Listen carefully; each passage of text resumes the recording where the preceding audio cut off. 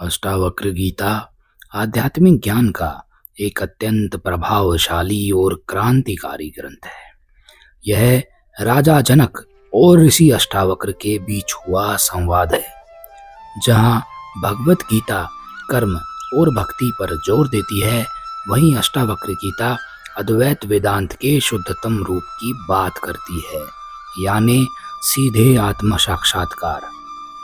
इस ग्रंथ का केंद्रीय विचार ये है कि आप शरीर, मन या बुद्धि नहीं हैं, बल्कि आप साक्षी यानी विटनेस हैं। ऋषि अष्टावक्र कहते हैं, मुक्ति कहीं बाहर से प्राप्त करने वाली चीज नहीं है, बल्कि यह पहचानना है कि आप पहले से ही मुक्त हैं। मुक्ति अभिमानी अस्मीति निश्चय। यदि तुम मानते हो कि तुम मुक्त हो तो तुम मुक्त हो। यदि तुम मानते हो कि तुम बंधे हो तो तुम बंधे हो। पहला, अद्वैत यानी नॉन डुअलिटी।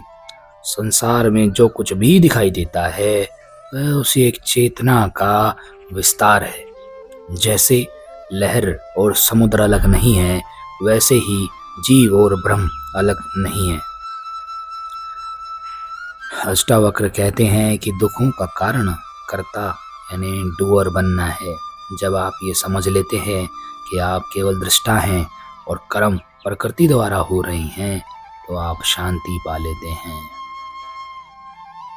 वैराग्य का स्वरूप। यहाँ वैराग्य का अर्थ संसार छोड़ना नहीं, बल्कि मोह छोड़ना है।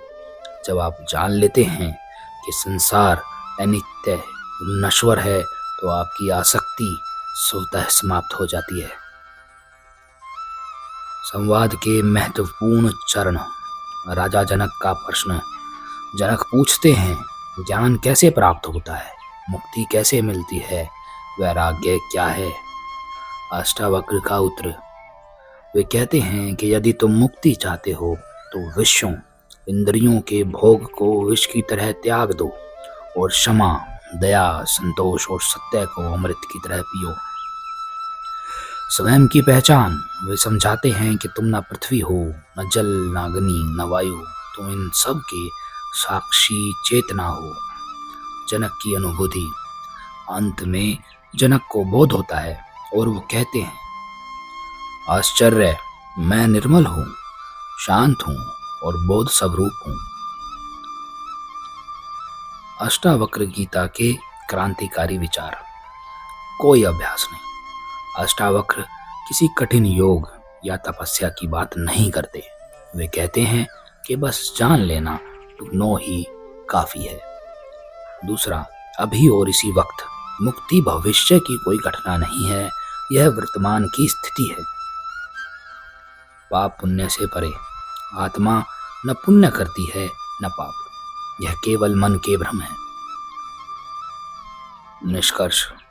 अष्टावक्र गीता का सार यह है कि शांति का मार्ग बाहर नहीं, स्वयं के भीतर है। जब हम अपनी पहचान अपने पद, शरीर या विचारों से हटाकर उस अनंत चेतना से जोड़ लेते हैं, तब हम वास्तव में मुक्त हो जाते हैं। यह ग्रंथ उन लोगों के लिए है जो दर्शन की गहराइयों में सीधा उतरना चाहते हैं।